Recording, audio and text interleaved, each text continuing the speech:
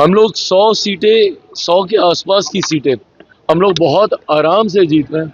14 की 14 सीटें पॉजिटिव हैं और मैं मान रहा हूँ कि ये सीटें भी हम लोग जीत रहे हैं। इसमें कतई कोई संदेह नहीं है कि 14 नवंबर के बाद बिहार में हम लोगों की सरकार बनने जा रही है। भाई जो ये दावे कर रहे हैं उनको एक बार के लिए मैं 2010 भी याद दिलाना चाहता हूँ।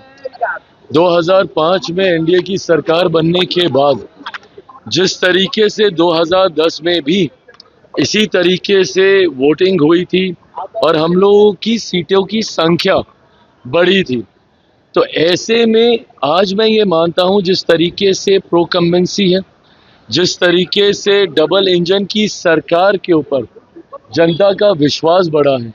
पिछले एक साल से मेरे प्रधानमंत्री जी ने जो निरंतरता में बिहार आकर बिहार और बिहारियों के लिए योजनाओं को समर्पित करने का काम किया, इसने विश्वास बढ़ाया है हमारी डबल इंजन की सरकार के ऊपर। और मैं ये मानता हूं कि ये जो मत प्रतिशत बढ़ा है ये उसी विश्वास की वजह से बढ़ा है। और बहरहाल अब ज़्यादा दिन बचे नहीं है, 14 तारीख को तो परिणाम आ ही जाएंगे।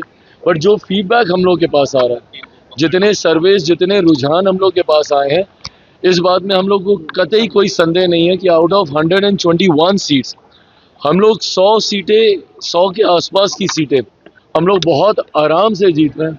मैं खुद अगर अपनी सीटों की बात करूं, 14 सीटों पर हम लोग चुनाव लड़े थे। मैं मरौड़ा को भी उसमें जोड़ रहा हूं, जिसमें निर्दलीय प्रत्याशी को एनडीए ने अपना समर्थन दिया। अगर मैं उनकी भी मैं बात करूं तो 14 की 14 सीटों पर कल रात भर तक हम लोग फीडबैक ले रहे थे। 14 की 14 सीटें पॉजिटिव हैं और मैं मान रहा हूं कि ये सीटें भी हम लोग जीत रहे हैं।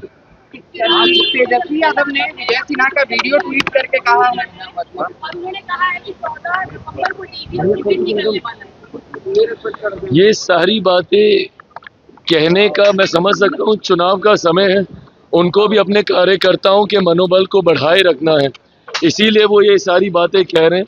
बट हर वो व्यक्ति जो बिहार की राजनीति को समझ रहा है और जो देख रहा है कि जिस तरीके से केंद्र सरकार हो, राज्य सरकार हो और पूरा एनडीए गठबंधन एकजुटता के साथ हम लोग चुनाव प्रचार में उतरे हुए हैं, इसमें कतई कोई संदेह नहीं है कि 14 नवंबर के बाद बिहार में हम लोगों की सरकार बनने जा रही है।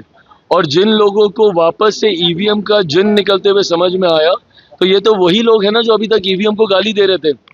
अब इन लोगों को एक नया बहाना मिल गया है एसआईआर का लेके, और वोट चोरी बोलकर ये अब नए बहाने के ऊपर ही आ गए।